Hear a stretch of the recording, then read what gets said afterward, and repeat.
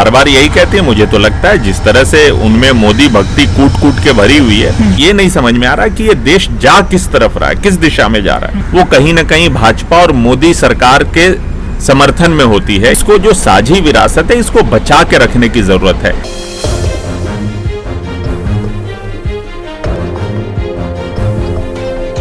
कंगना रनौत जिस तरीके से ट्वीट किया है जातिवाद को लेकर, उन्होंने साफ तौर पे कहा है कि भारत में जो है जातिवाद खत्म हो गया है। लेकिन अगर मैं बात करूं कि तबरेज अंसारी की क्या गलती थी, पायल तडवी की क्या गलती थी, उन लोगों को मार दिया जाता है और किसी को प्रताड़ना मिलता है, तो इसको कैसे देखते हैं आप? देखिए, बहुत अफसोस की बात है, कंगना रनावत जो एक मशहूर फिल्म अदाकारा है, ऐसे लोगों को लोग रोल मॉडल के तौर पे देखते हैं। इनसे समाज हमेशा उम्मीद करती है कि ये पब्लिकली अगर कुछ बोलें तो ऐसी बातें बोलें जिसमें किसी भी, चाहे वो धर्म के नाम पे भेदभाव हो, चाहे वो जाति के नाम पे, जात के नाम पे, जात बिरादरी के नाम पे भेदभाव हो, इलाके के नाम पे या सेक्स के नाम पे डिस्क्रिमिनेशन हो, ये सब चीज से ऊपर उठकर कोई भी बात बोलेंगे।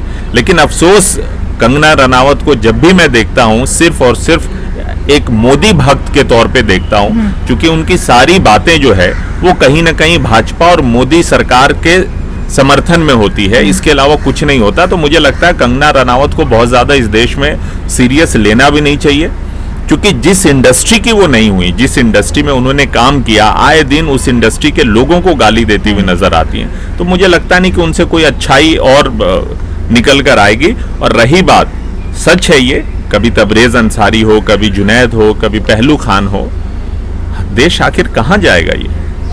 ये जो धर्म का अफीम जो लोगों को दिया जा रहा है इस देश में, चाहे वो मीडिया के द्वारा हो या अखबारों के द्वारा हो या कुछ इस तरह के एक्ट्रेस जो खुद अपने पॉलिटिकल गेन के लिए सब कर रहे हैं, उनको ये नहीं समझ में आ रहा कि ये देश जा किस तरफ रहा है, किस दिशा में जा रहा है। बहुत मुश्किल से सैकड़ों साल के लड़ाई के बाद इस देश को आजाद कराया गया।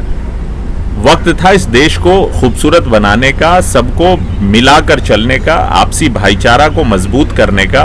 आज हम लड़ाई एक ऐसे दुश्मन से लड़ रहे हैं जिसका इलाज हमारे पास नहीं है, कोरोना महामारी से।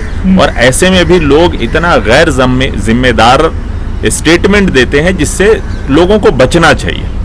नहीं, कुछ लोगों का आरोप है कि वो चर्चा में बने रहने के लिए ऐसा ट्वीट किया है। इसको कैसे देखते हैं? बिल्कुल, मुझे लगता है कि जिसको काम नहीं मिल रहा है, फिल्में नहीं मिल रही हैं, जिसको मीडिया में चर्चा में बना रहना है, ये इस तरह के उलूल जुलूल बात बोलते रहते हैं। और शायद ये तो सवाल, देखिए, एक उंगली अगर उनकी तरफ उठती है तो 4 उंगली मीडिया की तरफ भी उठ रही है। चुनाव लड़ने के लिए ऐसा तो नहीं कर रही है? वो तो बार बार यही कहते हैं। मुझे तो लगता है जिस तरह से उनमें मोदी भक्ति कूट कूट के भरी हुई है, तो ये सब बैकडोर से ये सब चीजें करने की बजाय आए, फ्रंट पे आए, बोले कि भाई मैं चुनाव लड़ना चाहती हूँ, जाए जनता के सामने जाए, जनता अगर चुन के भेजती है तो आवाज उठाए। लेकिन ये बैकडोर से एंट्री वाला रास्ता, ये जिस इंडस्ट्री में आप हैं वहां के लोगों के खिलाफ बोलना ताकि आए दिन आप मीडिया में चर्चा में बने रहे, मुझे लगता है ये ठीक नहीं है।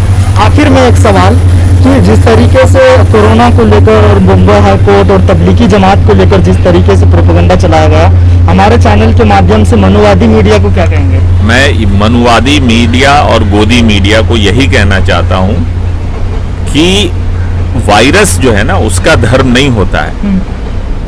आपके आंखों में धर्म नजर आता हो लेकिन उसका कोई धर्म नहीं होता है।